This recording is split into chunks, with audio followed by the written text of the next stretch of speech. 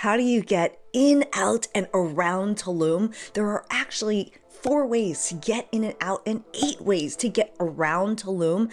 And how do you avoid getting scammed by taxis, which is one of the top things that people run into while they're traveling here?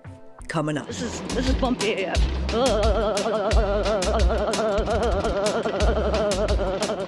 And if you're new here, yo, I'm Christine Lozada with Where in the World is CL. I spent a ton of time in Tulum, and this video is one of a lot of videos as well as resources. So check the description of this video because there's a lot of things in there that most people miss. Let's start with getting around Tulum with the 8 different ways, with the number 1 way to get around, the worst way to get around, walking. The key things to know about walking around Tulum are if you're staying in town and just walking around town, that's totally doable because the distance is not that bad and there's lots of sidewalks. That's different than trying to walk around on the beach road, which is why check out the neighborhoods guide. It's really important to be in the part of Tulum Beach where you can access more things. Otherwise, we'll get into the taxi scams in just a minute. But walking around Tulum Beach is not as pleasant because there aren't really sidewalks. Tulum Beach Road has been bad for a long time and has not changed. And unless you're the person that likes to walk from downtown Manhattan, New York up to Central Park, walking from Tulum Beach to Tulum Town will feel like really, really insanely long. The longest walk you've ever taken in your life. The next way to get around Tulum is one of the most popular ways to get around Tulum, which is via a bike. And one thing I recommend, and I'll talk more about why at the end of this video, my preferred way of getting around Tulum is via an e-bike. It's the safest way for reasons you wouldn't expect. But one thing about bikes, even though everyone does it in Tulum, it doesn't mean it's necessarily a bike-friendly place. It's one of the places in the world that I'm most cautious on my bike because of the number of experiences I've had riding a bike around drunk drivers. So just putting that out there, be careful, especially on Tulum Beach Road, which does not have any kind of bike lanes. Within town, you'll find some bike lanes, and on one of the town to beach main roads, you will find a bike lane, but on the other one, you will feel like it's the worst bike ride of your life. I always recommend using a bike lock. That's super important, and just be super careful if you're choosing a bike. The next way to get around used to be my favorite way of getting around, which is a scooter, because not only does it not require pedaling a bike, you can go pretty quickly, and if you have 2 people, you can both ride on the scooter together. This is a great way to get around, plus parking is a lot easier. And I'll say this with a pretend smile on my face, it's in the exclusive content, but I've stopped riding a scooter because of the amount of police corrupt activity. So if you choose a scooter, make sure you're careful. The next way is ATV or buggy, and this is kind of like a unique and novel way of getting around Tulum. I only recommend it for the person who likes the idea of being on an ATV or being in a buggy because it's, in my opinion, rather inconvenient for getting around Tulum. Both parking the thing as well as paying a premium to use one of these. I just feel like there are better places in the world to be able to ride these types of vehicles. And so ATV and buggy, totally an option to you. Expect to pay a higher price. And I mean, you're basically a car, so you're stuck in a lot of the traffic and you can't really move around it like you can on a bike or a scooter, but an option that many people choose. Let's talk about taxis, one of the top ways that people's Tulum vacations get ruined because they are owned by the cartels, or at least most of them are. But I'll talk about 4 tactics that you can use to get the best price for you. But if you're getting some value out of this video, cheers that like button, consider subscribing. If you have a helpful tip or all a community, add it in the comments below. I'm giving you all the tips that I've got from my years of traveling there, but if you have something helpful to say, add it in the comments. And if you want more, a breakdown of these 4 tactics, with me walking you through it, as well as examples of prices that I've gotten, that's in the exclusive content. And there's also a blog post and so much more. Check the description. All right, taxis. 4 key tactics for trying to get the best price possible. 1, sitio de taxis. What is that? It's an area where all the taxis wait for you. Maybe they've been waiting for an hour and they are ready to rip you off, and they're all there ready to negotiate against you together and combined. Anytime you can avoid going to a sitio de taxis to get a taxi, do it. The next tip I have is how you approach them. If you speak Spanish, Ahora is the time to habla español. But if possible, when you're speaking to them, catch them alone. Maybe they're outside of the cab, go talk to them. If they're all together, they're going to work against you. The next tip I have is one that a lot of people think is going to help them, which is, hey, I'm staying at a nice hotel. My hotel is going to help me negotiate the... No, your hotel's not going to help you. No matter how nice the hotel is, they will call you the taxi, but they will not help you negotiate it. My last tip is if you're somewhere busy and you're able to, flag them off. Negotiate with them when they pull over, try to get the best price out of them, and if they don't give you a good price, wave them on. Other taxis will see you doing this, and when they come over to pull over and you negotiate with them, you might be able to get a better price. This is gonna happen all the time?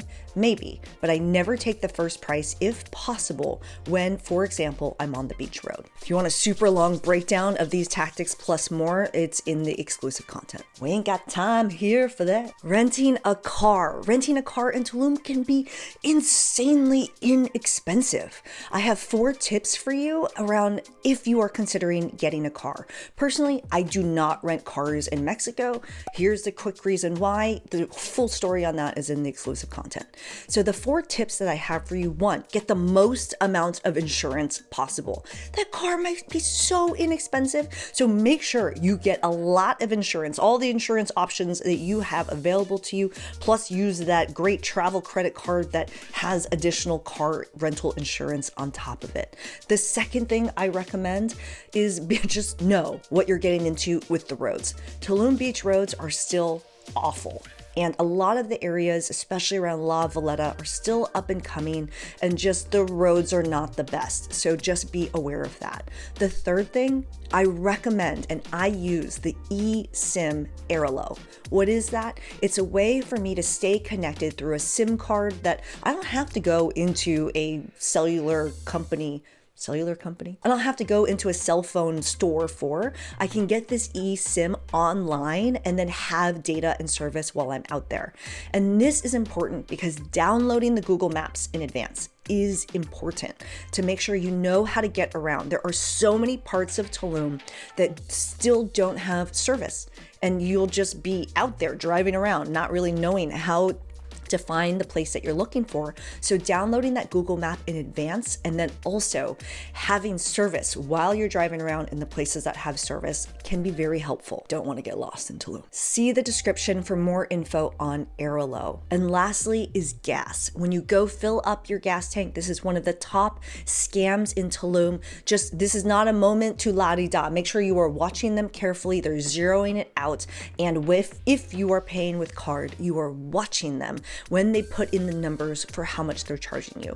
More info is in the scams video. Make sure you check that out. The last way to get around Tulum is via Collectivo. And if you don't know what that is, it's a white van that drives, lots of them, driving around Tulum that will take you on a single path, and you kind of jump on and jump off wherever you need to go, and you pay the driver after you've gotten off. And it's cheap. It's like $1 for the ride, even if you took a 20-minute ride. But one thing to consider, and this is just my opinion, be cautious as a tourist that you're taking a local spot. This is oftentimes the only option they have for getting around. So I am mindful if I'm waiting for a Collectivo along with other locals, just be aware of whose spot you might be taking. To recap, we have these 8 options for getting around Tulum. There's more in the exclusive content with stories around this. Let's talk about the 4 ways to get in and out of Tulum. But don't forget, if you're getting some value, cheers that like button, and don't forget the resources in the description of this video.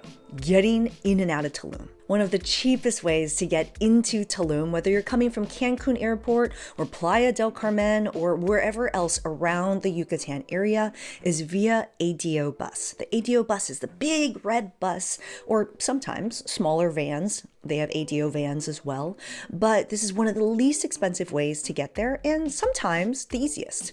One thing I recommend: a lot of people miss the bus because they'll go to the bus station not realizing that the line is so long and they didn't give themselves enough time, sometimes 30 minutes or more, to stand in that line and buy a ticket. So using Bus Bud has saved my bus butt many times. This means you're buying your ticket in advance. You have your seat assignment in advance. And not saying you can roll up 5 minutes before the bus, but you can roll up without having to worry about standing in line for a ticket and just be able to get directly onto the bus. Check that out in the description of this video. The next way to get around is via shuttle, whether that's a shared shuttle with other strangers or a private shuttle, whether you're one person or 16 people. I've used both. And so one thing to consider about the shuttles is that with the shared ones, it's a great way to save a lot of money. Sometimes it can be better than taking the ADO bus. It all comes back to the schedule of the bus versus the shuttle. That's how I've made my decision. I've also used private shuttles. And for example, my boyfriend Meatball is not the smartest traveler, so I sent a private shuttle to go get him and take him to me from Cancun Airport to Tulum. All of those resources are in the description, but going via private shuttle is cheaper than this next way. I think you're starting to see the theme about how taxis will just rip you off in Mexico, in Tulum especially. But if you show up at Cancun Airport, for example, and Tulum Airport, we're about to talk about that, without a ride set up, taxis can be one of the worst, most expensive, awful ways to get around. What I think is fascinating in 2024, different than before, is yes, they will still hawk on to you when you arrive at Cancun Airport. Cancun Airport is my #1 least favorite airport in the world. I've been to a lot of countries, but the thing about it now is that all of them have come together to negotiate against you. And so they all have a rate card now. That rate card, I snuck some photos of it. It's in the exclusive content, is working against you. It's very expensive. My recommendation, set up your transportation in advance. So many people get excited about this one, especially friends I have that have traveled to Tulum before and now are so excited to come back because there's a new airport that's in Tulum. It's so much closer. You don't have to ride down from Cancun. But once you get to Tulum Airport, how are you going to get to Tulum? You're going to wait for one of the cartel taxis? Are they going to charge you the least expensive price? Or are you stuck at Tulum Airport not knowing how you're going to get out of there with all of your luggage? That is the question. Tulum is not an easy place to travel around. I've given you 8 ways to get around Tulum and 4 to get in and out. There's more in the description for you. Whew, I'm Christine Lozada. If you have a helpful tip, add it in the comments below and I'll see you in the next adventure. Ciao. If you've gotten to the end and you're wondering why is an e-bike her favorite way of getting around Tulum, it's both from a safety perspective as well as a cost perspective, as well as, well, safety for a couple reasons. So e-bikes are a newer thing in Tulum. I didn't have that option when I first started traveling there in 2020, but there are a couple shops available, and at least right now, relatively priced to other things, an e-bike is a pretty good price for what it is. I actually did this. Like, I went all around Tulum. Actually, this was also filming the neighborhoods video that's coming soon, but was just exploring Tulum. And after spending a ton of time on this e-bike, was like, there's no way I would have covered this distance if I was on a regular bicycle without being super tired. And so an e-bike allows you to cover a lot of ground. But the other thing about it, aside from the good price, is that you can skirt away from some of the quote unquote laws. And what I mean by that is, as an e-biker, you don't have to be on the main road. If you're on a scooter, you need to be on the main road. But if you're on an e-bike, you can be in the bike lane. You can take up the road sometimes, and you can sometimes get away with being on the sidewalk. And so it helps from a being able to have more options of where you can ride at, because being off of the road means you're not subject to the corrupt things that happen when you're on a scooter. Again, I talk about that in the exclusive content, but I don't ride scooters anymore because it is pretty much guaranteed every single time I'm on a scooter in Tulum, there will be a police barricade that is pulling me over for a reason that is not a reason that in countries like the US I would ever be pulled over for. So an e-bike allows me to feel a little bit safer, cover more distance, get at a price point that's significantly less than a scooter, and also parking wise, I can park an e-bike the same way you park a bike versus being forced to use parking lots or not being able to easily park a scooter in the same way that you can park a bicycle. There you have it.